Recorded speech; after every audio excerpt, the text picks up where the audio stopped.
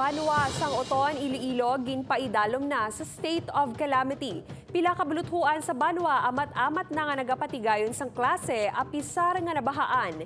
Ini ang gitutukan ni John Sala. Ginpaidalom sa state of calamity ang Banwa Sangoton ini matapos nga kapin 80% sang Banwa ang nahalitan sang pagbaha sang damlaglang.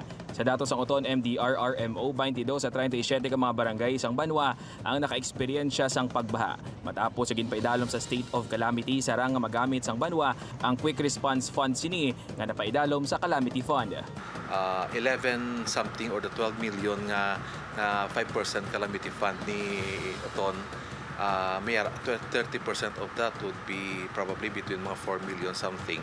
Amo na ato nga QRF. Hindi na mataas ang tubig sa kabaranggayan apang may pila sa gihapon ka mga lugar nga wala patigayon nga nag-subside ang tubig.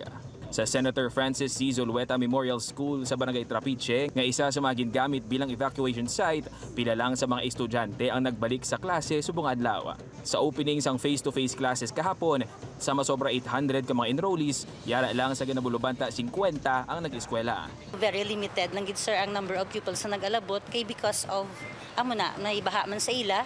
At the same time gintagaan taman considerations sang iba ng mga teachers kay mismo sila nabahaan man. Pila sa mga classrooms ang hindi sa gihapon magamit matapos ginsulod sang tubig baha. May mga porsyon man sa bulutuan nga ginabaha sa gihapon tubtub sa karon. Gani ang mga Iloy nga sanday Anadelia kag Evangeline nagbalik sa bulutuan agud nga magbulig paninlo sa mga hulot klasihan. Para magbalik sa Monday tinlo na sila para sa mga kabataan bala nang kung maglakat-lakat hindi na tamaan kay ko. Maka-learn man sila sa para makakuan man sila sa maayo man nga pag tudlo sa mga maestra sa face-to-face gid. Sa Lunes ginalauman nga makabalik na sa full face-to-face classes ang mga bulutuan sa Banwa. Upod kay Hans Desierto, John Sala. 1 Western Visayas.